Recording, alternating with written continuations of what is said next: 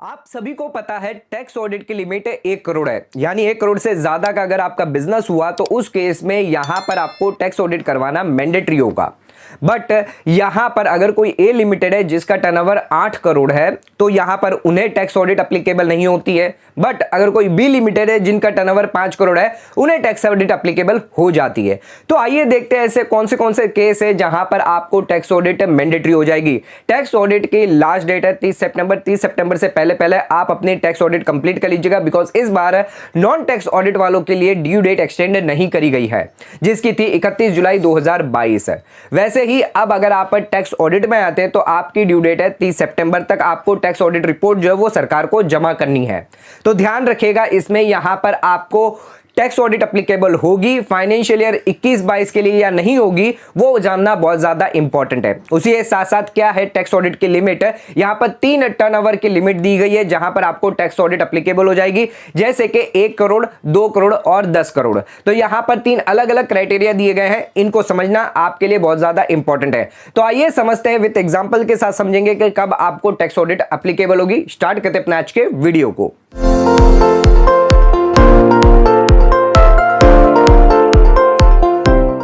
So friends, आइए start करते हैं अपने आज के वीडियो को। चैनल पे नए हैं तो सब्सक्राइब कर लीजिए और बेल आइकन पर ऑल नोटिफिकेशन पे क्लिक कर लीजिए ताकि आपको आने वाले सभी नोटिफिकेशन रिगार्डिंग हमारे वीडियो से रेगुलरली मिलते रहे। तो आज के वीडियो का टॉपिक है टैक्स ऑडिट। तो आइए बात कर लेते हैं टैक्स ऑडिट के बारे में। स्टार्ट करते हैं अपने वीडियो को और बात कर लेते हैं सेक्शन 44AB के बारे में। अगर यहां पर आप बिजनेस से जुड़े हुए हैं, मैन्युफैक्चरिंग एक्टिविटी है, ट्रेडिंग एक्टिविटी या सर्विस सेक्टर से जुड़े हैं, या फिर अगर आप किसी प्रोफेशन से जुड़े हुए हैं तो यहां पर आपको ऑडिट करवाना मैंडेटरी होगा। सेक्शन 44AB बात करता है ऑडिट की। तो आइए देखते हैं क्या क्या इसकी कंडीशन है। तो सबसे पहले यहां पर बिजनेस की बात कर लेते हैं जो दिया गया है सेक्शन 44AB के अंदर। सेक्शन 44AB क्या कहता है, अगर आप कोई बिजनेस कैरी करते हैं जिसके अंदर आपका सालाना टर्नओवर, सेल या ग्रॉस रिसिप्ट अगर एक्सीड कर जाती है 1 करोड़ से ज्यादा, तो उस केस में यहां पर आपको ऑडिट करवाना यानी टैक्स ऑडिट रिपोर्ट फाइल करना मैंडेटरी होगा, जिसकी डेट है 30 सितंबर 2022। ये तो हमने बेसिक कंडीशन के बारे में बात कर ली कि यहां पर अगर आपका टर्नओवर 1 करोड़ से ज्यादा हुआ तो यहां पर आपको ऑडिट करवानी होगी। बट सरकार ने बजट के अंदर यहां पर जो टर्नओवर लिमिट है 1 करोड़ उसको बढ़ाकर यहां पर 10 करोड़ कर दिया है, लेकिन उसके लिए आपको 2 कंडीशन सेटिस्फाई करनी पड़ेगी। क्या है 2 कंडीशन? यानी अगर आपका टर्नओवर 8 करोड़, 9 करोड़, 10 करोड़ तक भी हुआ तो भी आपको ऑडिट करवानी नहीं होगी। सरकार ने ऐसा क्यों किया? सरकार चाहती है कि यहां पर डिजिटल इकोनॉमी की जाए और उसी के साथ साथ जो छोटे व्यापारी है, मध्यम वर्ग के जो लोग हैं, उनको यहां पर कंप्लायंस बर्डन से कम किया जाए, उनका कंप्लायंस बर्डन। इस वजह से यहां पर सरकार ने 1 करोड़ की जो टर्नओवर लिमिट थी टैक्स ऑडिट की वो बढ़ाकर 10 करोड़ कर दी है। आइए समझते हैं उसकी 2 कंडीशन जो खास यहां पर दी गई है जिनको समझना जरूरी है। ये 2 कंडीशन अगर आप सेटिस्फाई करते हैं तो आपको टर्नओवर 1 करोड़ नहीं देखना सर, आपको टर्नओवर 10 करोड़ देखना है। 10 करोड़ के ऊपर अगर आपका टर्नओवर गया तभी यहां पर आपको 44AB की ऑडिट एप्लीकेबल होगी। सबसे पहले कंडीशन की बात बता देते हैं। तो यहां पर आपके एग्रीगेट जितने भी अमाउंट आपने रिसिप्ट करी है, यानी जितना भी आपने रिसिप्ट करी है, इंक्लूडिंग आपने अगर कोई पैसा रिसिप्ट किया है सेल टर्नओवर के लिए भी, तो यहां पर अगर वो यहां पर डिजिटल फॉर्म में किया है 95% या उससे ज्यादा, तो यहां पर आपकी लिमिट जो है 1 करोड़ से 10 करोड़ कर दी जाएगी। बट अगर आपने यहां पर जो है उसी के साथ साथ यहां पर आपको टोटल पेमेंट देखी जाएगी कि आपकी टोटल सालाना जितनी पेमेंट है, इंक्लूडिंग आपने कोई खर्चों की कोई पेमेंट करी है, तो उस केस में यहां पर डिजिटल होनी चाहिए 95% से ज्यादा। तो यहां पर आपने जो पेमेंट है और रिसिप्ट है वो 95% से ज्यादा की डिजिटल होनी चाहिए, यानी 5% से ज्यादा आप उसको कैश में नहीं कर सकते। अगर आपने पेमेंट और रिसिप्ट 5% से ज्यादा कैश में करी है तो उस केस में यहां पर आपको 10 करोड़ का लाभ नहीं मिलेगा। आपके लिए टर्नओवर लिमिट हो जाएगी 1 करोड़, यानी 1 करोड़ से ऊपर होगी तो उस केस में यहां पर आपको ऑडिट करवानी होगी। ध्यान रखिएगा, अगर आपकी टर्नओवर लिमिट 1 करोड़ से कम है तो यहां पर आपको ऑडिट एप्लीकेबल नहीं होगी। आप चाहे तो करवा सकते हैं, बिकॉज बैंक पर्पस के लिए यहां पर ऑडिट जो है रिपोर्ट रिकमेंड की जाती है। बट अगर यहां पर लॉ के हिसाब से देखा जाए, इनकम टैक्स के हिसाब से देखा जाए, तो आपकी जो 1 करोड़ से कम अगर आपकी लिमिट, तो उस केस में ऑडिट एप्लीकेबल नहीं होगी। ये तो हमने बात कर ली 1 करोड़ और 10 करोड़ की। अब यहां पर एक और लिमिट दी गई है, वो है यहां पर 2 करोड़ की।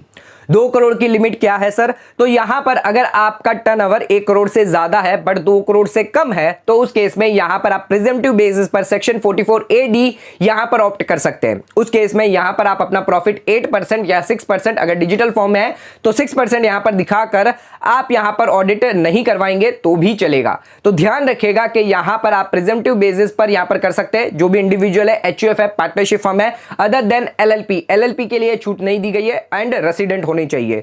तो उस केस में यहां पर 44AD आप यहां पर ऑप्ट कर सकते हैं प्रिजम्पटिव बेसिस पर। और अगर आपका टर्नओवर 1 करोड़ से ज्यादा भी गया, 2 करोड़ के अंदर है, तो आपको ऑडिट एप्लीकेबल नहीं होगी। आप प्रिजम्पटिव बेसिस पे 8% और 6% ऑफ टर्नओवर यहां पर अगर आप इनकम दिखा देते तो उस केस में यहां पर जो है आपको रिलैक्सेशन मिल जाएगा। अब आ जाते बात कर लेते हैं कुछ इंपॉर्टेंट जानकारी के बारे में जो कैश रिसिप्ट और कैश पेमेंट रिलेटेड है। तो यहां पर जो कैश रिसिप्ट होगी वो आपको कंपेयर करनी है टोटल रिसिप्ट से, और जो कैश पेमेंट होगी वो यहां पर कंपेयर करनी है टोटल पेमेंट से। तो यहां पर ध्यान रखिएगा, दोनों को यहां पर सेपरेटली आपको कंपेयर करना है। ऐसा नहीं कि cash receipt plus cash payment divided by आप यहां पर कर दे टोटल रिसिप्ट टोटल पेमेंट, ऐसा नहीं करना है। आपको कैश रिसिप्ट को डिवाइड करना है टोटल रिसिप्ट से और कैश पेमेंट को डिवाइड करना है टोटल पेमेंट से। तो यहां पर जो कंपेरिजन होने वाला है वो अलग अलग होने वाला है। उसके अलावा एक और यहां पर इंपॉर्टेंट चीज है जो यहां पर दिया गया है सेड अमाउंट। तो यहां पर हमने यहां पर आपको बताया था कंडीशन के ऑल एग्रीगेट अमाउंट जो आप रिसीव करेंगे उसके अंदर यहां पर जितना भी आप रिसीव करेंगे इंक्लूडिंग जो अमाउंट आप रिसीव कर रहे हैं सेल टर्नओवर से, वो आपके कैश फॉर्म में होगा अगर 5% से ज्यादा नहीं होना चाहिए ऑफ सेड अमाउंट।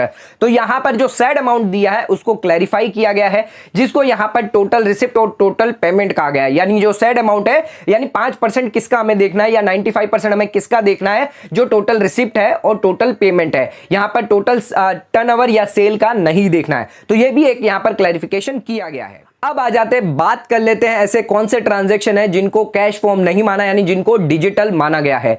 तो यहां पर अगर आप अकाउंट पे चेक, डिमांड ड्राफ्ट, पे ऑर्डर, नेफ्ट या फिर यहां पर आप RTGS, UPI, credit card, debit card या फिर आप भीम से पे करते हैं तो इन सभी को यहां पर ट्रांजैक्शन को डिजिटल फॉर्म माना जाएगा, इनको कैश नहीं माना जाएगा। बट यहां पर अगर आप चेक ड्रॉ करते हैं बैंक में या फिर बैंक ड्राफ्ट करते हैं उसके थ्रू यहां पर आप करते हैं, अकाउंट पे चेक नहीं है तो उस केस में उनको यहां पर कैश माना जाएगा और उनको यहां पर कैश के कैलकुलेशन में कैलकुलेट किया जाएगा। अब आ जाते बात कर लेते हैं 5% लिमिट की। तो यहां पर जो 5% लिमिट है वो सिर्फ रेस्ट्रिक्टेड नहीं है सेल और परचेज पर, उसको यहां पर ट्रांजैक्शन को और भी एक्सटेंड किया गया है। तो कौन से ट्रांजैक्शन है यहां पर जो यहां पर आप कैलकुलेट करेंगे टोटल रिसिप्ट और टोटल पेमेंट करते वक्त। तो सबसे पहले यहां पर रिसिप्ट के बारे में बात कर लेते हैं। तो यहां पर अगर आप सेल करते हैं गुड्स और सर्विस की, उसको यहां पर देखा जाएगा कि कैश में है या रिसिप्ट या फिर ये बैंकिंग ट्रांजैक्शन है। उसके अलावा यहां पर और भी बहुत सारे ट्रांजैक्शन है, जैसे कि अगर आपने डेटर से पैसे रिसीव किए हैं, चाहे वो करंट ईयर के हो या पिछले साल के आउटस्टैंडिंग रिसीवेबल हो।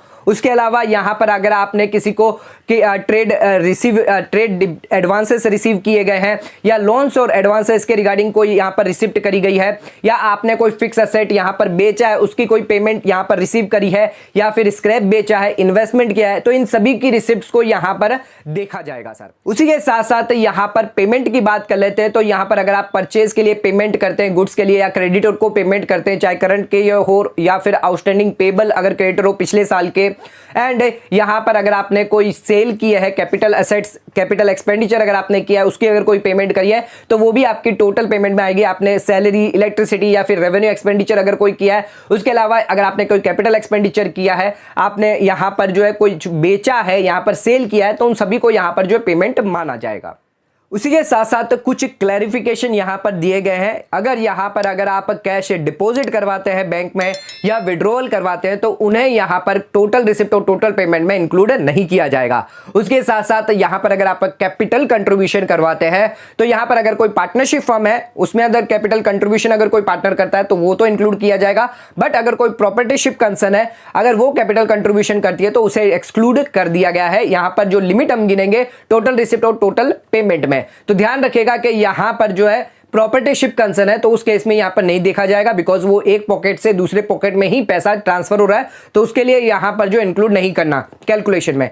उसके अलावा अगर किसी कस्टमर ने आपके बैंक अकाउंट में कैश डिपॉजिट कर दिया है तो इलाहाबाद हाई कोर्ट का यहां पर केस है जहां पर इसको इंक्लूड किया गया है। तो यहां पर अगर कोई डायरेक्टली आपके बैंक अकाउंट में कैश डिपॉजिट कर देता है तो उसको यहां पर कैश को आपको इंक्लूड करना है। उसके अलावा अगर आप किसी क्रेडिटर के बैंक अकाउंट में कैश डिपॉजिट कर देते हैं तो वो भी यहां पर आपकी पेमेंट में इंक्लूड कर दिया जाएगा।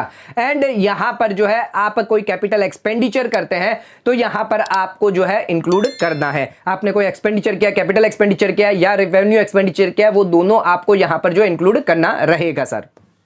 अब आ जाते बात कर लेते हैं एक एग्जांपल के थ्रू समझते हैं कैसे यहां पर आपको कैश रिसिप्ट और कैश पेमेंट जो है वो कैलकुलेशन करना होगा। तो ध्यान रखिएगा, यहां पर एक कंपनी है जिसका टर्नओवर 7 करोड़ है।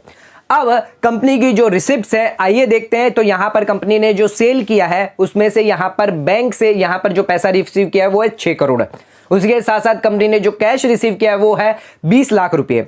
एंड कंपनी ने यहां पर कुछ बोरोइंग करी थी, उससे भी यहां पर पैसा रिसीव किया है 80 लाख रुपए। यानी टोटल यहां पर रिसिप्ट होती है 7 लाख की, जिसके अंदर यहां पर जो है कंपनी को यहां पर कैलकुलेशन कैसे करना है, cash receipt divide by total receipt. तो कैश रिसिप्ट कितनी है, 20 लाख रुपए है और टोटल रिसिप्ट यहां पर 7 करोड़ है, तो 2.85% आ रहा है। यानी यहां पर जो कैश का जो पोर्शन है वो 5% से ज्यादा नहीं है। वैसे ही हमें कैश पेमेंट की भी देखनी है। यहां पर टोटल पेमेंट कैसे देखेंगे, तो यहां पर अगर आपने कुछ खर्चे किए हैं बैंक के थ्रू 1.1 करोड़ के खर्चे किए हैं, उसके अलावा आपने इन्वेस्टमेंट किया है यहां पर बैंक के थ्रू माध्यम से 80 लाख रुपए के, और यहां पर कैश एक्सपेंडिचर किए हैं 10 लाख के, तो यहां पर आपकी टोटल पेमेंट हो जाती है 2 करोड़ की। टोटल पेमेंट्स यहां पर हो जाती है इंक्लूडिंग एक्सपेंडिचर को लेकर। तो यहां पर टोटल पेमेंट कैश पेमेंट होगी डिवाइड बाय टोटल पेमेंट होगी।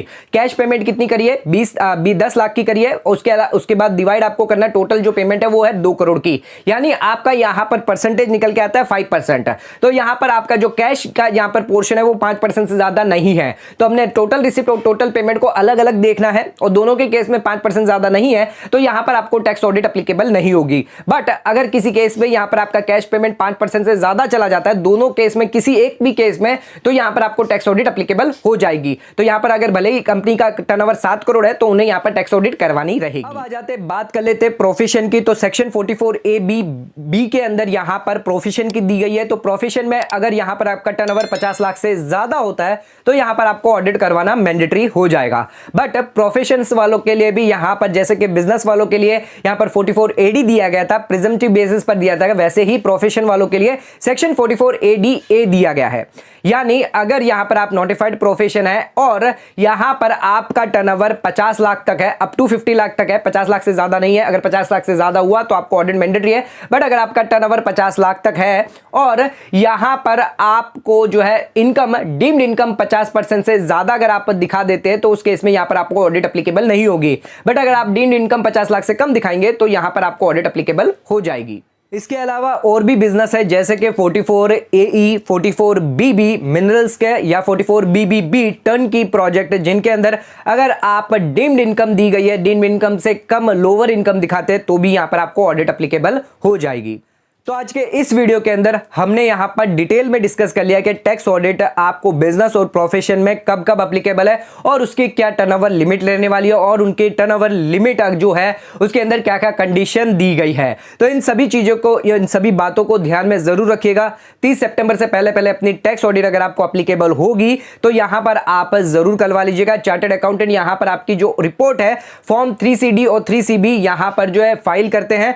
यहां पर ध्यान रखिएगा अपनी टैक्स ऑडिट रिपोर्ट की लास्ट डेट है 30 सितंबर। 30 सितंबर से पहले पहले आप अपनी ऑडिट जरूर कंप्लीट करवा लीजिएगा, अदरवाइज यहां पर आपको पेनल्टी 0.5% ऑफ टर्नओवर या फिर 1.5 लाख तक लग सकती है। तो आज का वीडियो यहीं खत्म करते हैं। वीडियो पसंद आए चैनल को लाइक और सब्सक्राइब जरूर करेगा, ज्यादा से ज्यादा शेयर जरूर करेगा। धन्यवाद।